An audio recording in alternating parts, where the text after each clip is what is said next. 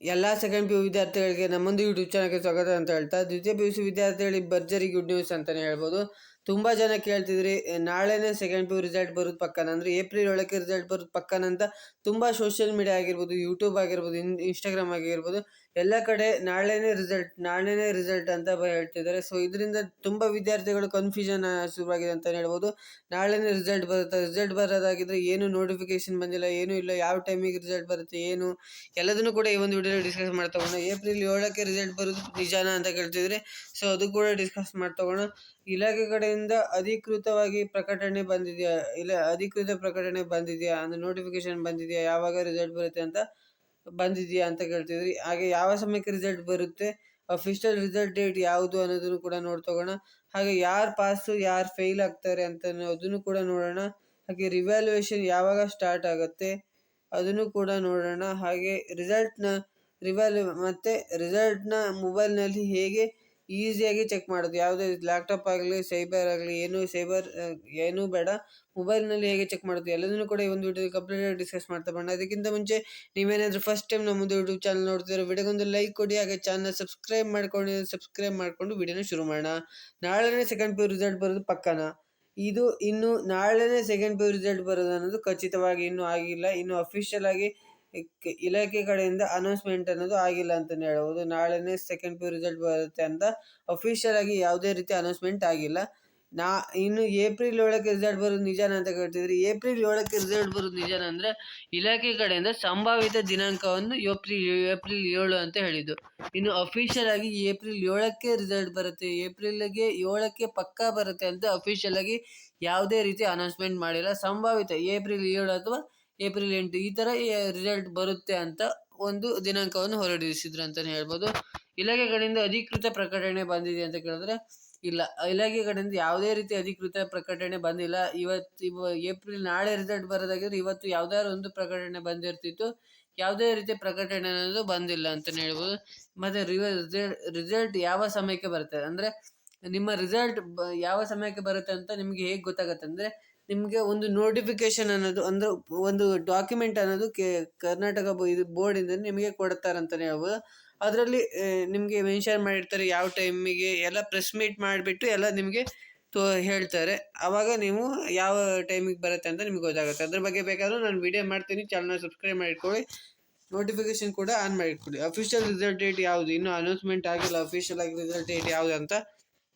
Next ಯಾರು pass ಆಗ್ತಾರೆ ಯಾರು ಫೇಲ್ ಆಗ್ತಾರೆ ಅಂದರೆ ಯಾರ್ಯಾರು ಸಬ್ಜೆಕ್ಟ್ ಇರ್ತಾರಲ್ಲ 6 ಸಬ್ಜೆಕ್ಟಲ್ಲಿ ಎಷ್ಟು 4 ಸಬ್ಜೆಕ್ಟ್ ಪಾಸಾಗಿ 5 ಸಬ್ಜೆಕ್ಟ್ ಪಾಸಾಗಿ ಎಲ್ಲ ಪಾಸಾಗಿರುತ್ತೆ. ಯಾವ್ದಾದ್ರು ಒಂದು ಸಬ್ಜೆಕ್ಟ್ ಫೇಲ್ ಆಗೋ ಸ್ಟೇಜಲ್ಲಿದ್ದರೆ ಅಂಥ ವಿದ್ಯಾರ್ಥಿಗಳು ಪಾಸ್ ಆಗ್ತಾರೆ. ಯಾವ್ದಾದ್ರು ಎಲ್ಲ ಸಬ್ಜೆಕ್ಟು 4 ಸಬ್ಜೆಕ್ಟ್ ಪಾಸಾಗಿ ಯಾವ್ದಾದ್ರು 2 ಸಬ್ಜೆಕ್ಟ್ ಫೇಲ್ ಆದರೆ ಅಂಥ ವಿದ್ಯಾರ್ಥಿಗಳು ಪಾಸ್ ಆಗಲ್ಲ. ಎಲ್ಲ ಸಬ್ಜೆಕ್ಟ್ ಪಾಸ್ ಆಗಿದ್ದು ಒಂದು ಸಬ್ಜೆಕ್ಟ್ ಮಾತ್ರ ಫೇಲ್ ಆಗೋ ಸ್ಟೇಜಲ್ಲಿದ್ದರೆ ಆ ವಿದ್ಯಾರ್ಥಿಗಳನ್ನು ಪಾಸ್ ಮಾಡ್ತಾರೆ ಅಂತಲೇ ಹೇಳ್ಬೋದು. ರಿವ್ಯಾಲ್ಯೂಯೇಷನ್ ಯಾವಾಗ ಸ್ಟಾರ್ಟ್ ಆಗುತ್ತೆ ಅಂದರೆ ಯಾವ್ದಾದ್ರು ಮಾರ್ಕ್ಸ್ ಏನಾದರೂ ಕಡಿಮೆ ಆಗಿದ್ದರೆ, ಫೇಲ್ ಆಗಿದ್ದರೆ ರಿವ್ಯಾಲ್ಯೂಯೇಷನ್ಗೆ ಅಪ್ಲೈ ಮಾಡ್ಬೋದು. ಇದಕ್ಕೆ ಫೀಸ್ ಅನ್ನೋದು ಇರುತ್ತೆ. ರಿವ್ಯಾಲ್ಯೂಯೇಷನ್ಗೆ ಅಪ್ಲೈ ಮಾಡಿದ್ರೆ ನಿಮ್ಮ ಪೇಪರ್ನ ಮತ್ತೆ ಪುನಃ ಚೆಕ್ ಮಾಡ್ತಾರೆ.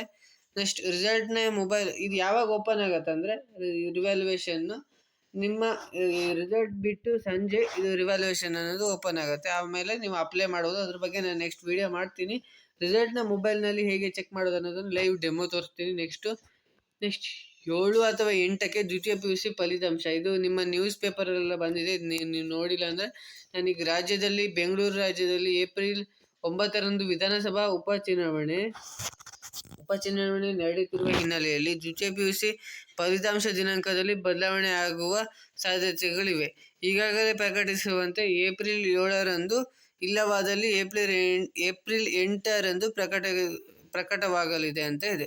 ಏಪ್ರಿಲ್ 7 ಬರೋ ಚಾನ್ಸಸ್ ಜಾಸ್ತಿ ಇಲ್ಲ, ಏಪ್ರಿಲ್ 8ಕ್ಕೆ ಬರುತ್ತೆ ಅಂತ ಇಲ್ಲಿ ಹೇಳಿದ್ದಾರೆ. ಸೊ ಇದನ್ನ ಓದ್ಕೋಬೋದು, ನೀವು ವಿಡಿಯೋನ ಪಾಸ್ ಮಾಡಿಕೊಂಡು.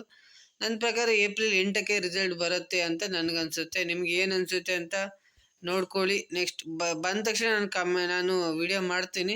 ನೆಕ್ಸ್ಟ್ ನೀವು ರಿಸಲ್ಟ್ನ ಹೇಗೆ ಚೆಕ್ ಮಾಡೋದು ಅಂತ ನೋಡಿದ್ರೆ ನೀವು ಸಿಂಪಲ್ಲಾಗಿ ಕ್ರೋಮ್ ಅಥವಾ ಗೂಗಲ್ಗೆ ಬಂದುಬಿಟ್ಟು ಸಿಂಪಲ್ಲಾಗಿ ಇದೊಂದು ಲೈನ್ನ ಸರ್ಚ್ ಮಾಡಬೇಕು. ರಿಸಲ್ಟ್ನಿಕ್.in ಅಂತ ಸರ್ಚ್ ಮಾಡಿದ್ರೆ ರಿಸಲ್ಟ್ ಬಂದ ತಕ್ಷಣ ಇದನ್ನು ಸರ್ಚ್ ಮಾಡಿದ್ರೆ ನೀವು ಕರ್ನಾಟಕ ಎಕ್ಸಾಮಿನೇಷನ್ ರಿಸಲ್ಟ್ 2026 ಅಂತ ತೋರಿಸುತ್ತೆ.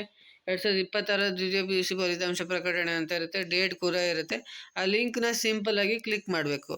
ಆ ಲಿಂಕ್ನ ಕ್ಲಿಕ್ ಮಾಡಿದ್ರೆ ನಿಮಗೆ ಈ ಥರ ಒಂದು ಇಂಟರ್ಫೇಸ್ ಅನ್ನೋದು ಓಪನ್ ಆಗುತ್ತೆ. ಈ ಥರ Karnataka school examination and assessment board second PU examination result 2025 ಅಂತ ಇರುತ್ತೆ. ಇಂಟರ್ ದ ರಿಜಿಸ್ಟರ್ ನಂಬರ್, ನಿಮ್ಮ ಹಾಲ್ ಟಿಕೆಟಲ್ಲಿ ಇರುವಂಥ ರಿಜಿಸ್ಟರ್ ನಂಬರ್ನ ಎಂಟರ್ ಮಾಡಬೇಕಾಗುತ್ತೆ.